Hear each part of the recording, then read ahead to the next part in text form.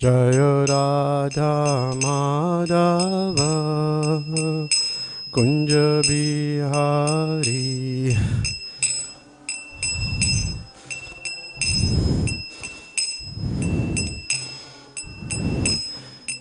Gopi Jana Vallabha Girivardhari.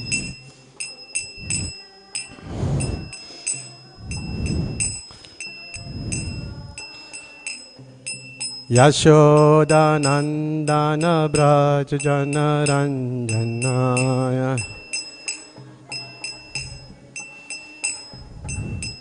Jamuna Tira Vanachari.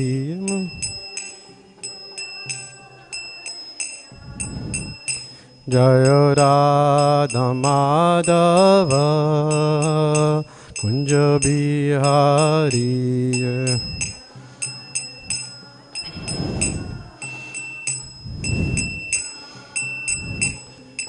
Gopi Jana Vallabha Girivardhari.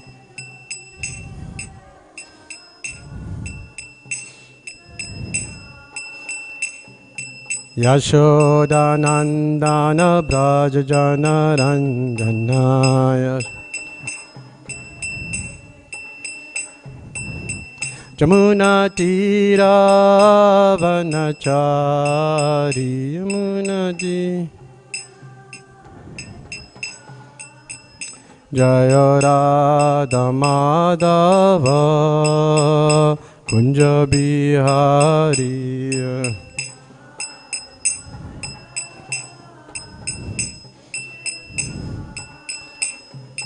Gopi Jana Vallabha Girivardhari. Gopi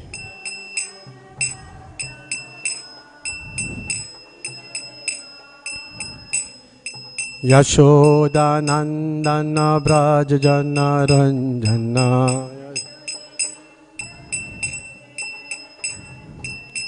Jamuna Tira Vanachari.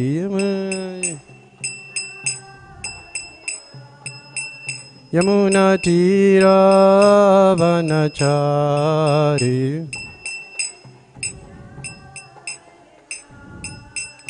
Yamuna Tira Vanachari. Yamuna Tira Vanachari.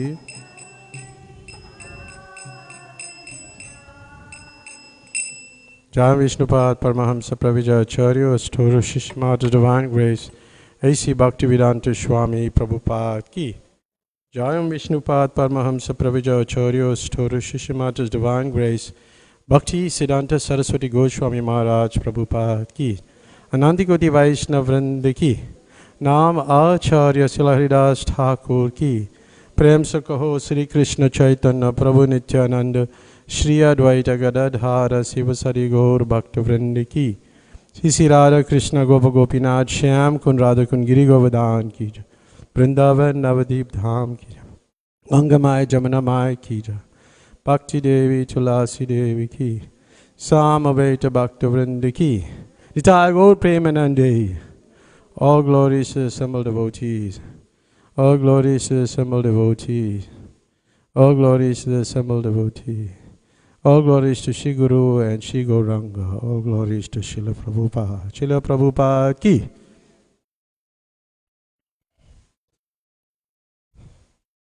Om Namo Bhagavate Vasudevaya.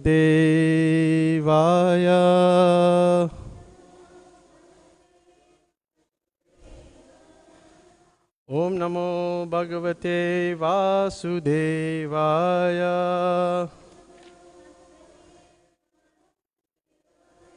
Om Namo Bhagavate Vasudevaya.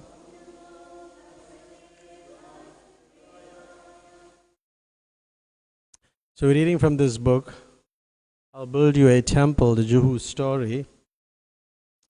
So very interesting pastime that took place in Bombay, and Srila Prabhupada wanted a book written on it. He specifically requested a book be written on this particular pastime of his on the planet. And Giriraj Maharaj has written this book. It's a very interesting book, and we are now on preaching in Prayag and Bombay. So, just 1 minute. Preaching in Prayag and Bombay, and I'm reading from page 492. That's like between January and September 1977.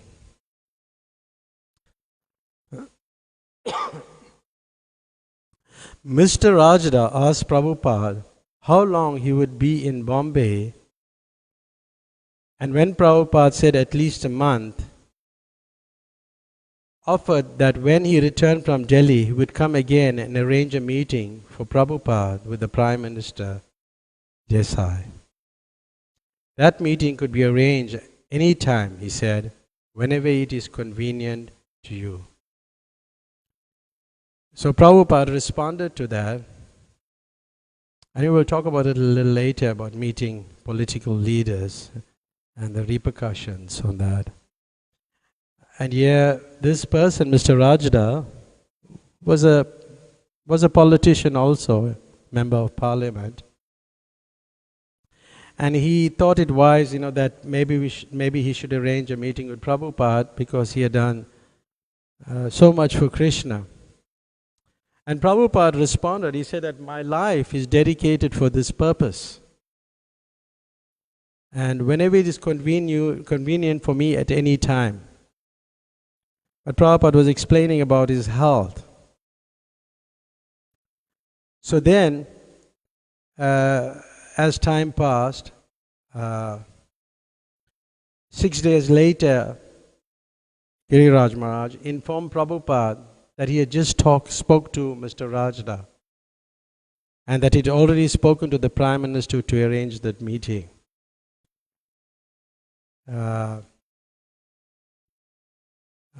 In Bombay, Juhu, because the Prime Minister was moving from Delhi, which is like the head office. He was moving up and down from Bombay to Delhi, from Delhi to Bombay. And Prabhupada arranged, for him to take prasadam. And Prabhupada was kind of impressed with Mr. Rajda. He was a young person. And Prabhupada said he's a good boy. And he really kind of supported Prabhupada to a lot. And the way he said it, he said, I'm all out for this movement. I'm all out for Swami Prabhupada. So then, Giriraj Maharaj says he'd like to go to Delhi for a few days, so that he could be introduced to some pious members. Mr. Rajda, who was the politician, or the member of parliament, could arrange for him to meet influential people. And Prabhupada said, do the needful. Srila Prabhupada was such a person that if you came up with some idea, actually he coined the term, it's not Nike, he coined the term, just do it. It actually came from Prabhupada. Do the needful, just do it. Actually, Shuddhakirti Prabhu was saying that in Vrindavan, yeah. So he, just do it, do the needful. So then, because Prabhupada wanted the Bhagavad Gita to be taught in India. Even when Prabhupada came to South Africa, he very much wanted the Bhagavad Gita to be taught in the university, in the University of Durban Westville. When he met Professor Olivier, there's a recording of Professor Olivier, you could hear it, where they're discussing. There's a conversation. And there were many people, but Professor Olivier was an Afrikaans-speaking person, and he he knew a lot about Indian people also. I heard later from a person who was present there. He knew quite a bit about the culture. And he in the temple opening, he was here also. He came for the temple opening. So he wanted to, he said it should be taught in the institution in University of Durban, Westville. But at that time, apartheid time, it was difficult to do many things. To get a lecturer from India in the university. So there was challenges at that time. And it really didn't happen. But still, Prabhupada wanted the Bhagavad Gita taught in India. And he says the Krishna consciousness institution must be maintained for the benefit of the whole world. They do not know how nature's law is working. So although Prabhupada met politicians or whoever he met, he didn't see just what he could get from them. And that is the one thing we must learn as devotees, that we don't compromise the principles. We don't compromise the principles. When we meet the person, we preach to them. We tell them the truth. Because we have to tell them the truth so that they can change. And Prabhupada and Giriraj Maharaj is saying he was struck how Prabhupada was preaching to this person about the necessity of Krishna consciousness, how important it is. Because sometimes you're scared that if you tell the person the truth, he may not give you the donation, he may not give you this, he may not do that. But be truthful. I can tell you so many things about Bhaktisiddhanta Saraswati Thakur, how he dealt with these issues, but we won't discuss it now. But you have to be truthful and you have to tell the truth. That's humility itself, being truthful. We try to understand what's the definition of humility. So this Prabhupada was demonstrating that. He always, because what is the use if you kind of preaching, but you're withholding the truth, you're withholding the message of the Gita. You must know how to package it, how to do it. That's important, but still we have to give it. So soon thereafter, Prabhupada was speaking to Tamal Krishna, and there was a recording of Jamuna Devi singing, and the devotees were greeting the deities with a new outfit. And Prabhupada was appreciating it so much, and he said, "Alone in this world I am struggling, and the so-called intelligent persons, they will not come. They have business. Why? If it is actually beneficial to the human society, why I should try alone? I will go on trying as long as I live. There will be no checking that. But what kind of intelligent persons they are? We shall go on playing Govindam Adipurisham, Tamaham Bhajami. People may hear or not. We don't mind." So we must have this in mind, that we have to go on,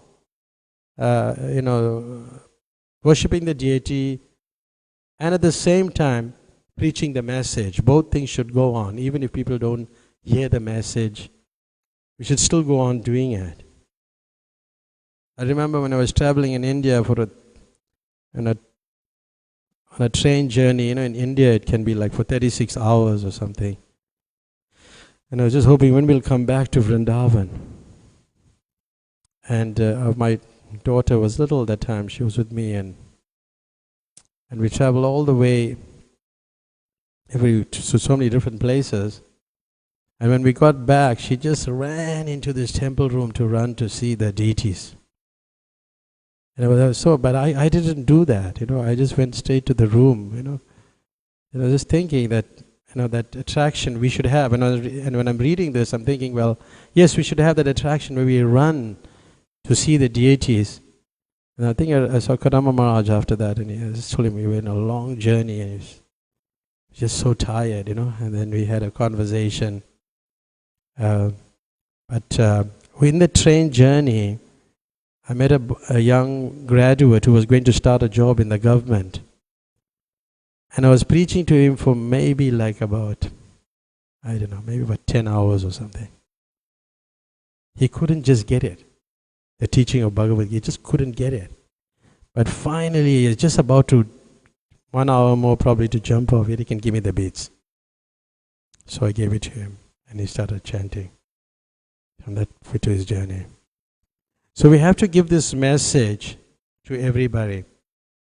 So on April 13, Prabhupada's quarters in Bombay, if you went, it's quite a, have you all been there? It's a very beautiful quarters. It's a beautiful setup. It's built very beautifully also. And they're like, 2 sets of doors, closed doors, that in Prabhupada's room, and nobody could disturb him, so there was 2 sets of doors, and there was an area where the Giriraj Maharaj and Tamal Krishna Maharaj would converse and sit down and talk about things. So Giriraj Maharaj was the temple president, and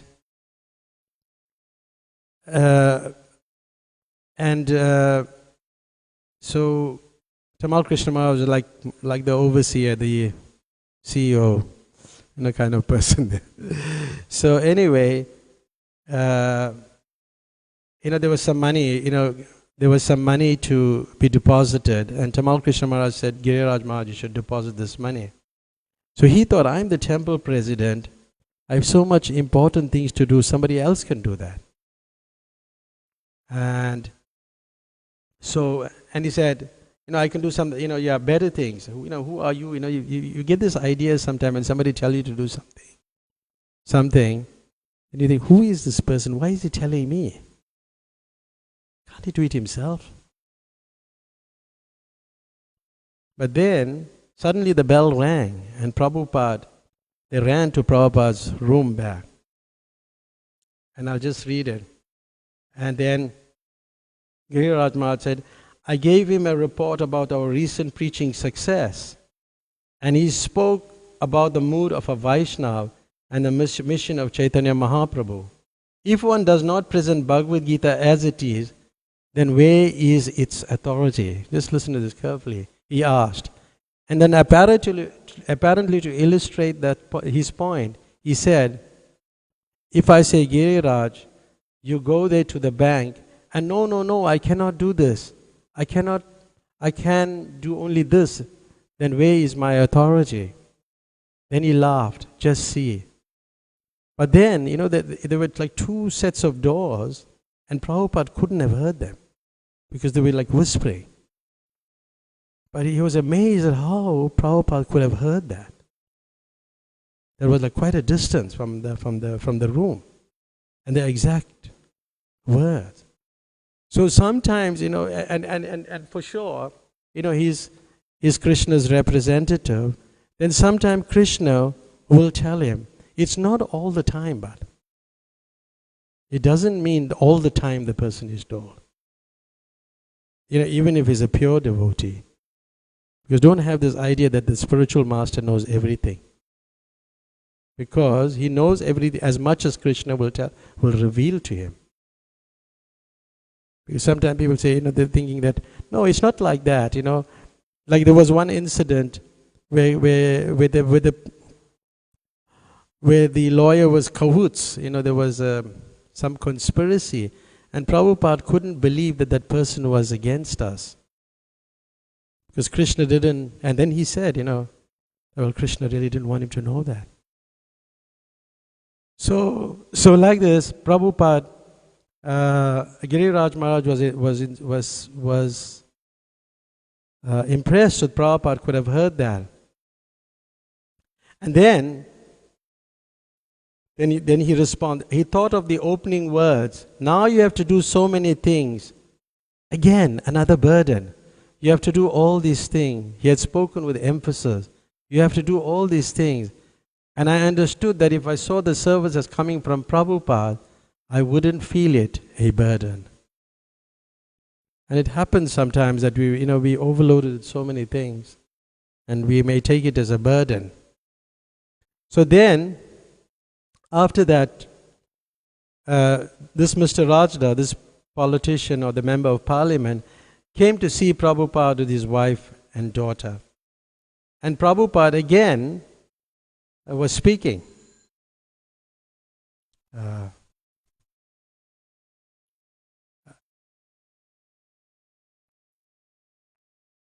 the get up is wonderfully attractive, said Mr.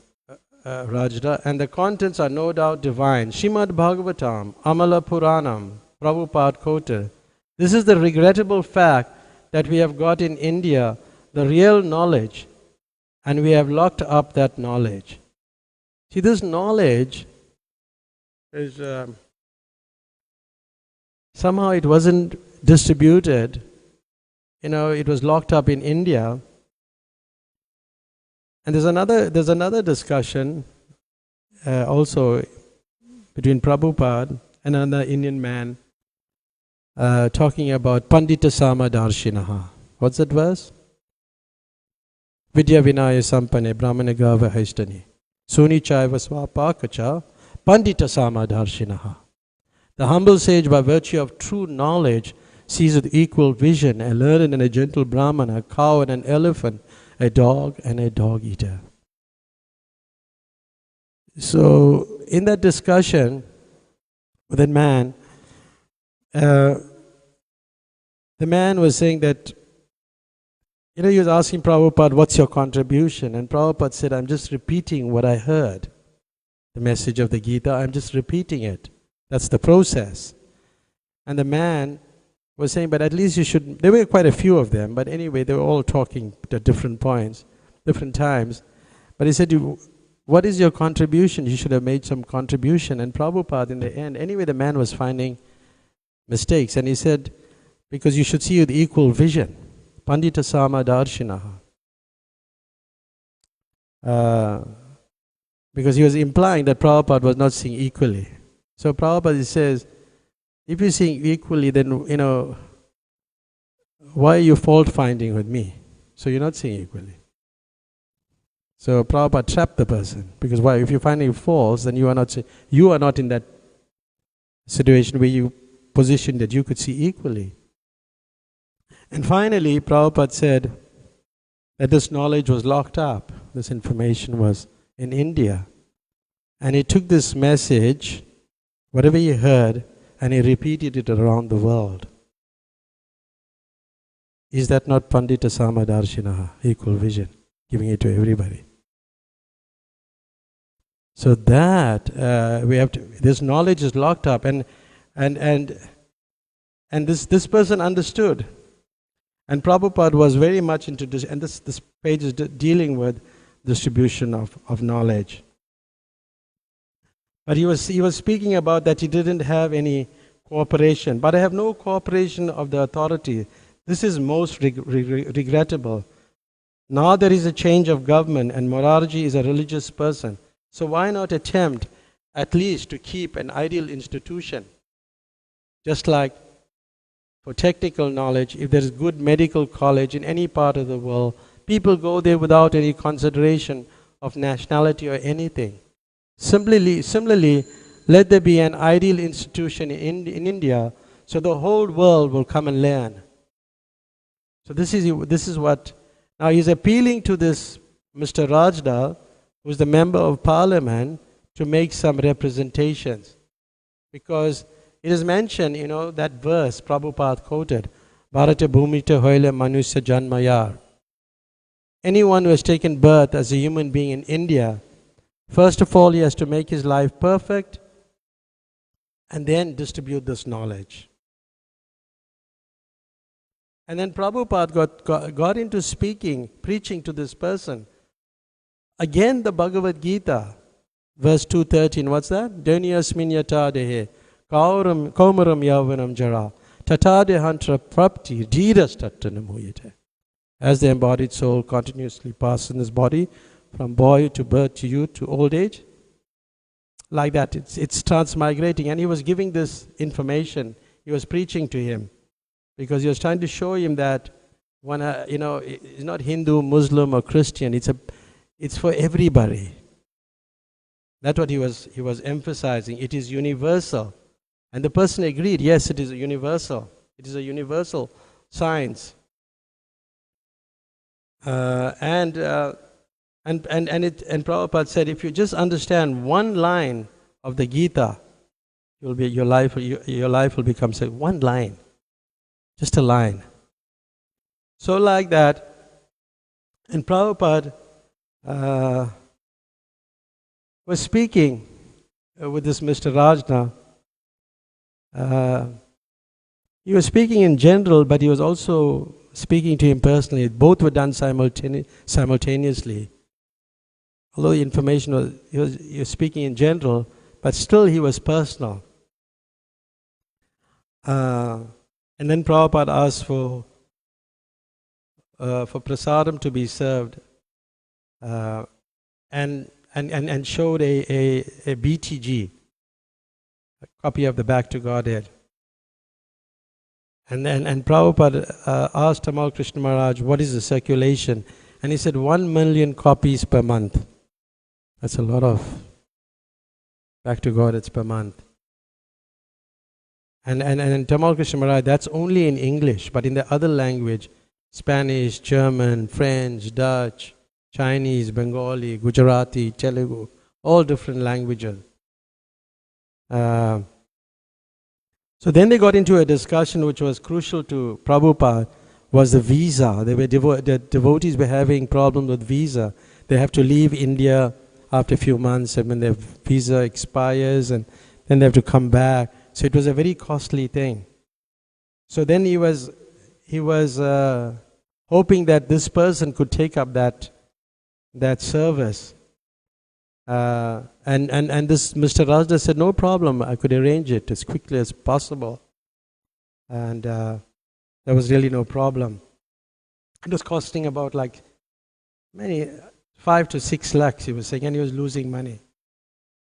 And then he gets a list of those names of those devotees, and he was trying to assist them. And Prabhupada was pointing out that these devotees, they're coming from rich backgrounds. They were not just hippies or something like that, but they were coming from wealthy background. They were educated people. And then he got into the discussion of the bodily concept of life, the upadhis, the designations. But Prabhupada always brought this up. Whether he was speaking to an Indian person or anybody for that matter, he always brought up that point. You're not this body, you're not Hindu, you're not Muslim, you're not Christian, you are not an MP, but you're part and parcel of God. So he was going, speaking very much about this. And then he brought up he spoke of the verse from the 18th chapter of Bhagavad Gita, text 54. You know that verse? You know that verse? Brahmabhuta prasana atma na sochiti na kangsati. So he brought up this verse, and quite a few times in his discussion to this person, he brought up this, because these are like obstacles on our path back to Godhead. And then, so then there was a letter written. Let's skip that. There's a lot to discuss.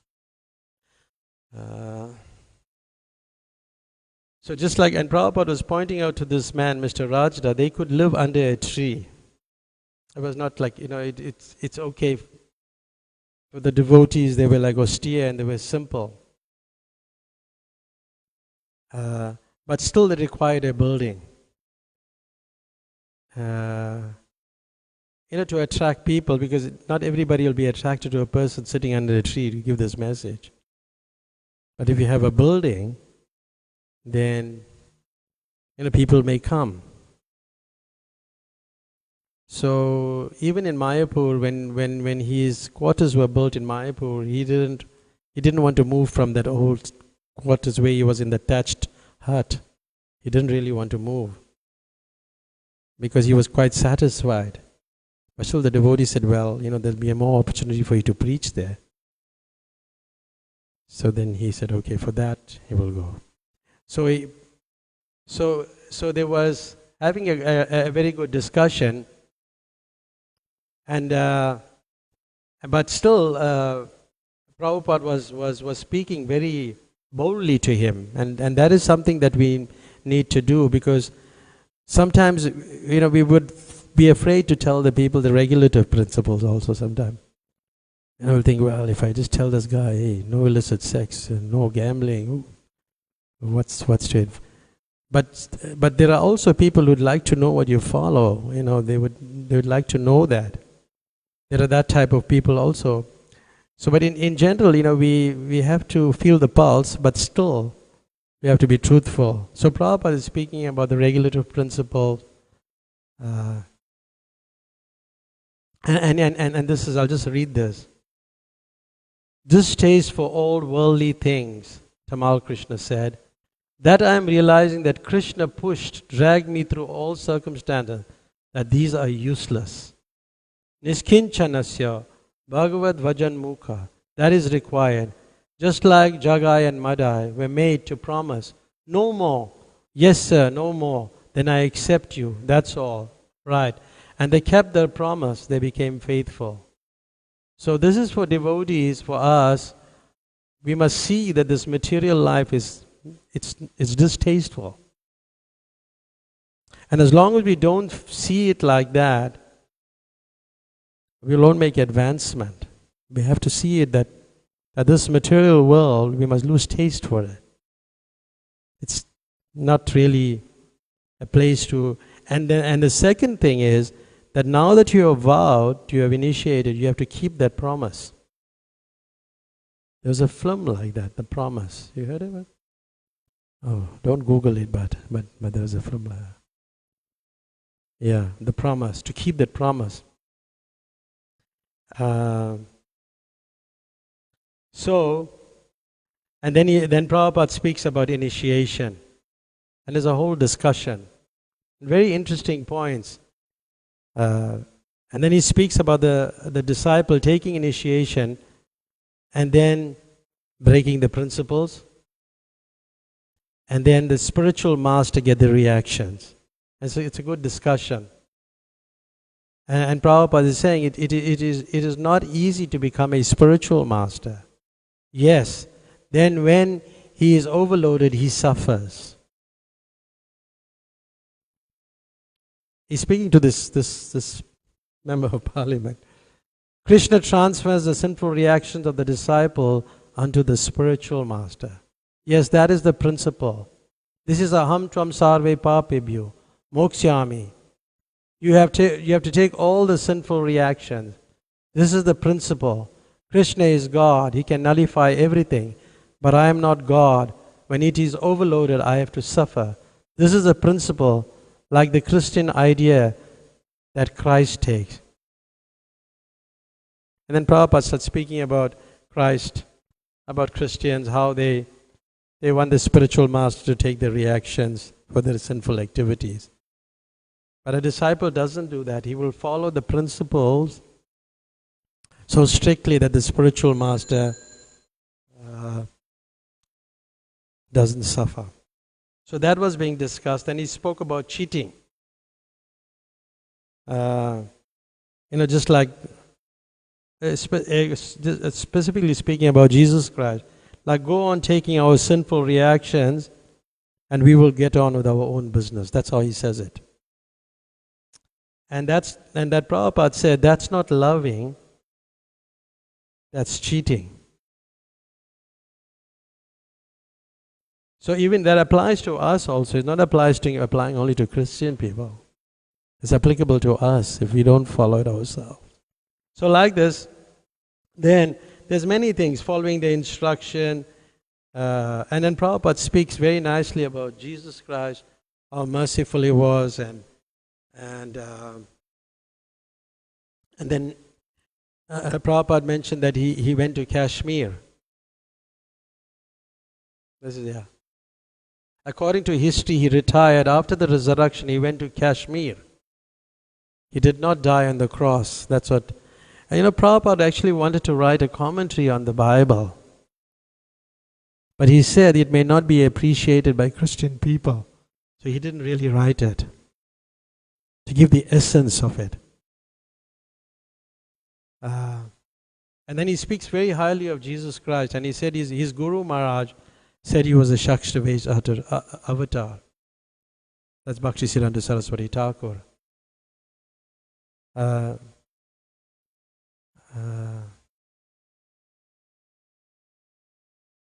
Like that, and many things.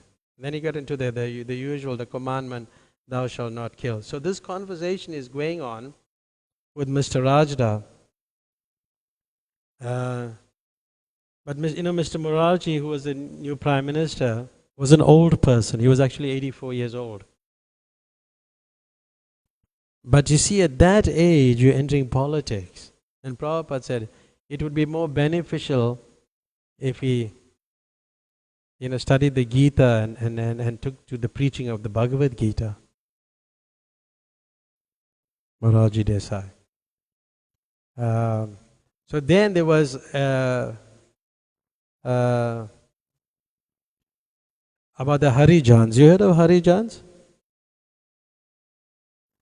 Harijans are like low-class Sudra people. They're very like low-class people, as is described here. And during the time of Gandhi, he was like very much into Mahatma Gandhi, into elevating them to a position where everybody is equal and they should be given equal rights. So yeah, there's a dialogue, and Prabhupada, this discussion is about the Harijans. So I'll just read a little bit. The anniversary of the death of Dr. B.R. Ambedkar, who had championed the cause of the untouchable caste, fell soon after elections, and Shirachor Gopinath told Prabhupada about a recent article. The article was 100 million Harijan pick up a new Messiah, featuring a photo of Dr. Ambedkar. Prabhupada asked him to read the entire text. So these are untouchables. They're unclean. They're street sweepers. They work in toilets and things like that. So in the Nectar of Devotion, in the 9th chapter, there's a discussion of touching the deity. So a person to touch the deity, he has to be a Vaishnava, and he must be executing devotional service. So he has the right to touch the body of a deity. Because the Harijans, they were unclean persons, and so they were actually barred from doing that. The way it's written here, due to unclean habits, they are prohibited, but at the same time they're given facility so they may be elevated to the highest grade of devotional service by the association of pure devotees. So he must be cleansed. So what Prabhupada was pointing out, the Harijan, because Jan means person and Hari means God. So they are children of God. That's the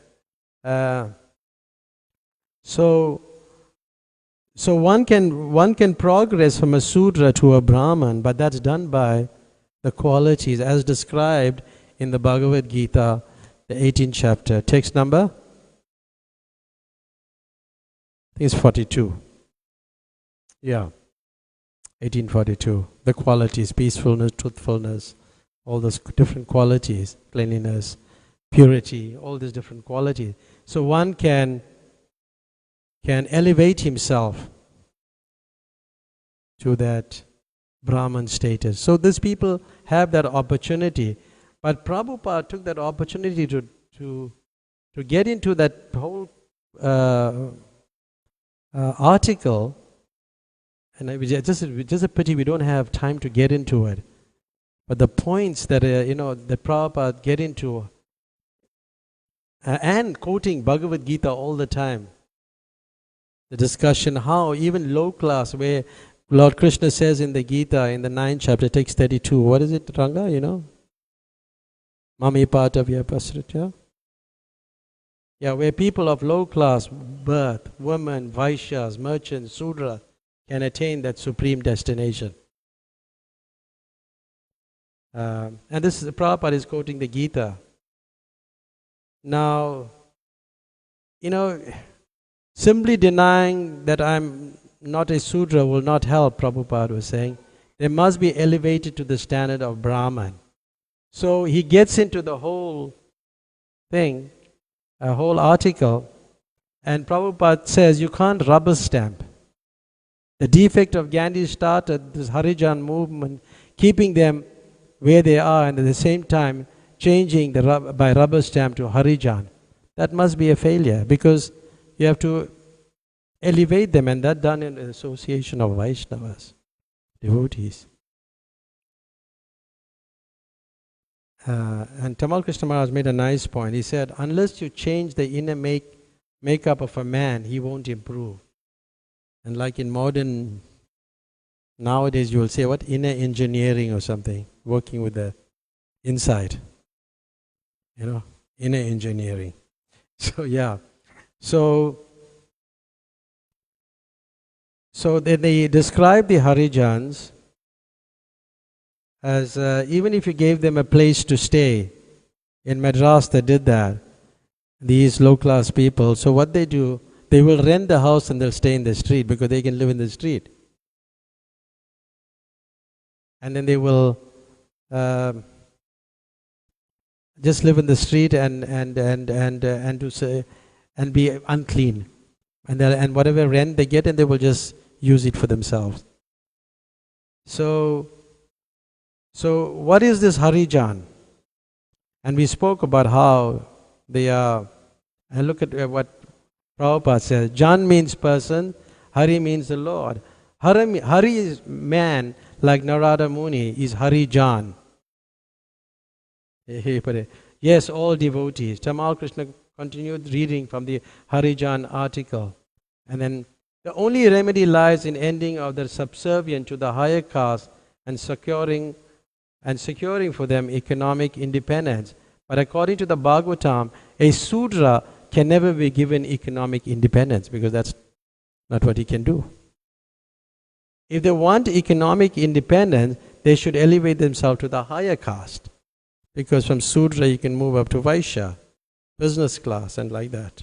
You move up. So it's interesting. I found this very interesting. Last night I was reading it.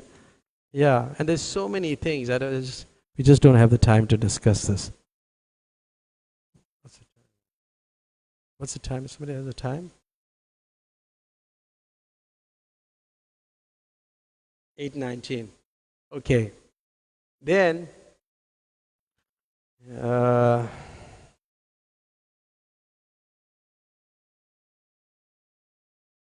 I'll skip a lot.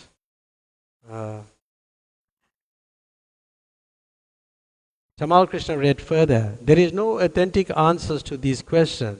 They are, Prabhupada says, Karanaguna Sangasya. This is a verse from the Gita, from the 13th chapter, text 22. Bhagavad Gita, Karanaguna Sangasya. Yes, an authentic answer. Why is he saying? That means you are not in proper leadership. Just explain that if you are infected by cholera, disease, germ, you must suffer. That is nature's law. Similarly, Karanam Guna Sangasya, Sarasa Joni Janmasu. Now you can change the karana, the cause. Mami pata vyapasritya ye apisyu papayano. And you can neutralize. You can neutralize it. And then Prabhupada quotes the verse from the 14th chapter, the 26. What is that verse? Anybody knows? Mamcha vyabhicharena bhakti yogana sevite sa gunan samichetan brahma bhuyaya kalpate. Yeah. So one who engages in devotional service unfailing in all circumstances at once transcends the modes of material nature and comes to the level of Brahman. So Prabhupada quotes that, and then he quotes back that earlier verse, Brahma Bhuta Prasannatma. And the discussion is it's quite deep, yeah, but but we can't go through it now. Maybe some other time. And he goes on speaking about the caste system. It's not that it is wrong. And I like the way he puts it. The caste system should not be abolished, but it must be properly established. Because it's there, you can't change that system, because that's coming from Krishna. It's already there, it's there. But you can elevate yourself in that system, in that Varnashram system. And then he speaks a lot about the caste system, the higher castes. And it's interesting about the higher castes. There was a person by the name of Jai Prakash Narayan, and he was a Indian freedom fighter, political activist, like that. And he had a huge gathering of people. But these people were the members of the higher caste. And in protest of the dominance of the higher caste over the lower, they all took off their Brahman threads and they placed it in a mass bonfire. When Prabhupada heard this, he said, good, they admit they are all Sudras. Good. They are low class. So yeah, so like this, it goes on. There's so many nice things said here about this whole caste system. Yeah. So I think maybe we can take some questions. I still have 10 minutes, right? Or maybe under 10 minutes. Does anybody have any questions what we were just speaking about? Yes. Can you give it a microphone? Yeah.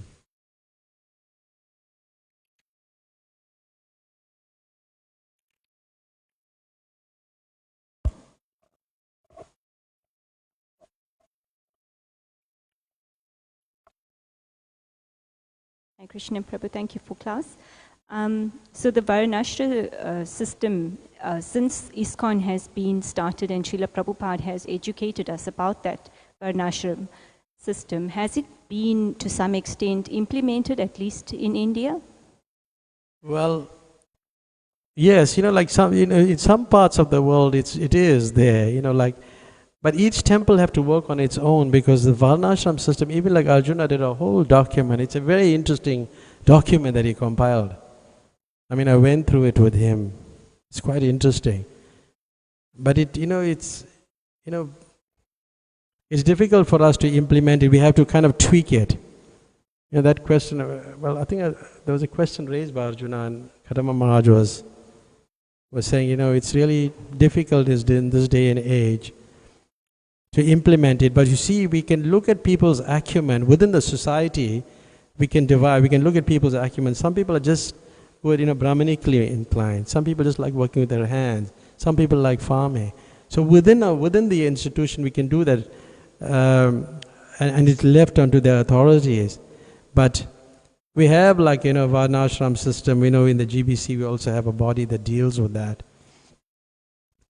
And but I don't see much done. Some things are done, and each person has to work with it. You have to it will work more in a farming community kind of setup, like that. To elevate people where people live, and then people with different talents do different things.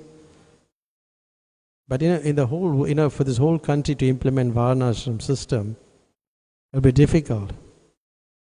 Therefore, our devotees should be, engaged in whatever they're good in. They're according to their acumen and propensities to do things. So if they engage in that field, then they be very effective and perform effectively. But to get into the whole now Vaishya, now how do we engage a Vaishya farming? Because we're not doing much farming. We're in the city. We're living in a city. So therefore, when we got the Thornville farm, that was our idea. That's exactly when we had a lot of discussions of that, and I was some party to lots of those discussions. There was some plan to do that, but it really didn't happen. Okay. Yeah. Anybody else? Yes. Hare Krishna. Oh. So my question is, you read, Prabhupada said, like, if you just understand one line of the Gita, your life will be perfect. So, like, in a way that we can try and understand that, because, that's a bit difficult to understand. Does it mean maybe, like, just by understanding one line of the Gita, it will give you enough faith and impetus to want to go deeper into Krishna consciousness? Or, I don't know, how can you see, there's explain different that? levels of perfection also. There's perfect, there's more perfect, and there's most perfect. There's 3 levels. That answers it, right? So there's different levels of it. So this is like if you read one line is like perfect, then if you associate with devotees, you'll get more perfect. And when you stick to the process and you surrender, that will be most perfect. So it's like that. It's perfection in different. Just like like a pure devotee, he's perfect, but sometimes he makes mistakes. But does that make him not perfect? He's still perfect. Like Prabhupada, sometimes the verses will get mixed up, also the lines. But that doesn't mean he's not pure, because see, it's there in his heart, everything is correct. But the way it comes out certain time, because we have a body, it's projected through the body. So the way it may come out sometime, like I know I want rice, or I want dal, but somehow you say rice, but you want dal. You know what you want. You understand the point? But what comes out from your mouth may be different. So there's so it doesn't mean that he's not perfect. So it's like that. That's why it say like perfection means coming in contact with a pure person. If you come in contact with him, then your life is finished. Whether you may not now, maybe later, but your life is finished. At some point, you're going to surrender. See, so it's in that sense, you have to look at it like that. Does it make sense? Yes, that's a very nice answer. Thank you. So, like, would you also say, like, like someone like Prabhupada, his perfection is more like he just doesn't have like the 6 enemies of the mind, So, like, when he makes mistakes, it's not a real mistake, Yeah. Because he's not influenced by the 6 enemies of the mind, like lust and anger, like we are, Yeah, that's a good. Yeah, that's very good. Yeah. Just like in Madhurya Kadambini and Madhurya Kadambini, yeah. It's stated how if a person is attached to Krishna, but maybe he's the fact that he's attached to Krishna is we can't be even offensive. He may have other things he may be doing incorrectly. He may be he can be also offensive, but still he's attached to Krishna. But I was trying to figure out what level is that person, because attachment to Krishna and Madhurya Kadambini comes later, much later. But still, see, Krishna is a person. He looks at the good. He's just like in the case of Putana, he gave more attention to the good. That's why she became like a nurse in the spiritual world. But not she had like motherly affection, but not like Mother Yashoda. But she doesn't have intimate association with Krishna in Goloka Vrindavan. That's also there. So yeah. So they reach perfection, but she didn't get the other part of it. You get it? She got one part of it. She reached Goloka, but she can't have that intimate association with Krishna. It's awe and reverential. That's how it is. Make sense? Anything else? Anybody? Yes, Rangadevi. Haribol Prabhu. No, maybe I misunderstood you or whatever, but I'm just trying to think that, Prabhupada mostly says that he says that a Vaishnava is beyond Brahmana, right? A Vaishnava is beyond Brahmana. So those of us who have surrendered unto Krishna, took initiation, basically classified as Vaishnava, So I'm just trying to think, how are we going to implement the Varnashram Dharma within ISKCON and call someone a Sudra or a Vaishya or a Kshatriya or a Brahmana? Because, a Vaishnava is beyond that. That's correct. A Vaishnava is beyond, but the Varnashram system, even there in that verse, what is that verse? 413 of Bhagavad Gita. It says that yes, but is a Vaishnava Brahman, but the Brahman, the structure, according to Varnashram, is mentioned Brahman, Kshatriya, Vaishya, and the Sudra. I mean, this. Let me open it. Since you asked it, let's open it. 413, Bhagavad Gita.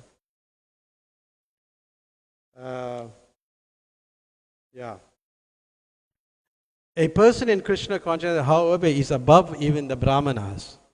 Although Brahmanas by quality are supposed to know about Brahman, the supreme truth, most of them approach the impersonal Brahman. So in one sense, if they are approaching the impersonal Brahman, they are on the lower level. But it is, again, it is a realization of the absolute truth. Right? But then those persons won't be Vaishnavas then if they have that. No, but the point is, when you become a Vaishnava, one who surrenders completely to Vishnu is a Vaishnava. So these people, the Brahmins, you can't say they are not surrendered to, there is some level of surrender to Vishnu also. We can't say that that's absent. Because in all Vedic sacrifices, Vishnu is worshipped. Yes, I'm talking about Vaishnava, I'm talking about ISKCON. I'm talking about devotees in ISKCON. Yeah. Yeah. But devotees within ISKCON have different propensities. Yeah, these material, you have your own acumen. You're good at certain things. Okay, so you have to classify them in those terms, because some people are brain class, some people are just okay in this cooking, or some people are just into farming, some people just want to help the others. So we don't classify them. Oh, he's a Sudra, or they all are surrendered to Krishna, and they're doing the service to Krishna. So what is the question, Rangadevi? I'm just wondering how we're going to implement this Varnashram Dharma within ISKCON, how we can manage Varnashram. Because see, they're all going to be, the point is, everybody will be serving Krishna with their own acumen, with their own abilities. That's Varnashram system. The Varnashram system, because ultimately what the Varnashram system is meant to do is meant to bring you to Krishna. It's in the material level, thus. We're talking about Varnashram. Varnashram is material. Brahman, Vaishya, Sudra, all this. That's material.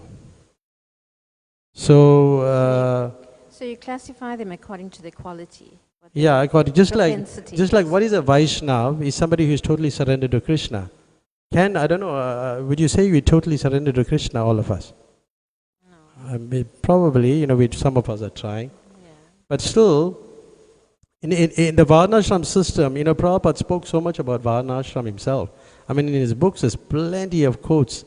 And if somebody is into Varnashram, they'll pick up all those quotes and give it to you. Like Arjuna has got all those quotes. And he made a good presentation, but it's leading you to Krishna, to surrender. Oh, you mean... See, just like if a person comes, he's not... if somebody comes from the street and he doesn't know much about Krishna, and he comes to the temple, it's difficult to explain him these concepts. Sometimes we're looking at this Radha and Krishna, explaining that, we're explaining all the pictures here in the temple. But those people have to go from a lower level all the way up. Not everybody can just become a devotee. It's not the way it is. Because if that was the case, then you'll have this temple room full. No, I'm talking about those who are devotees, initiated devotees. So those are initiated devotees, they surrendered to the process, they Vaishnavas. But still, so within that category, there's still people who are Brahmanically inclined. So he's a Vaishnav Brahman. You understand the point? This Brahman we're talking about is on the level of Varnashram system. So there's a difference. Is that I'm like just trying to understand that concept, So thank you very much for explaining. No, what you say? Yeah. It's a little different. Say for example, the Hindu priest and thing like that we have. That Brahman is not on the level of the devotee. The devotee is higher than him. Exactly. Yeah. But within ISKCON, the divisions are there. We also utilize the people according to those. Yeah, that's what we're talking about, Varnashram system. But to implement it is really difficult in this world. Definitely very difficult for us.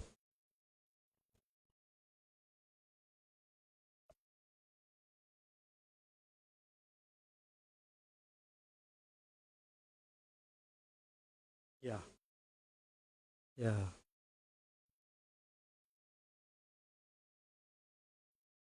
Yeah.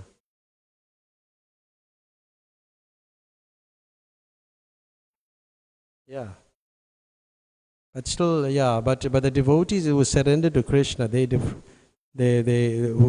surrender to Krishna and is a Vaishnava, took initiation within the lines, under the different sampradayas, bona fide Vaishnavas. So they're higher. But a Vaishnava never thinks like that, he's higher. He'll always think that others are higher than him.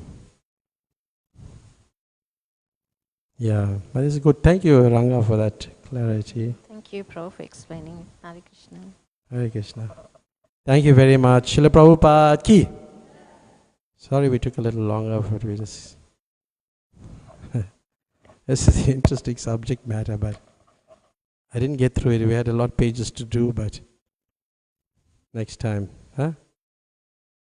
Thank you very much. Hare Krishna.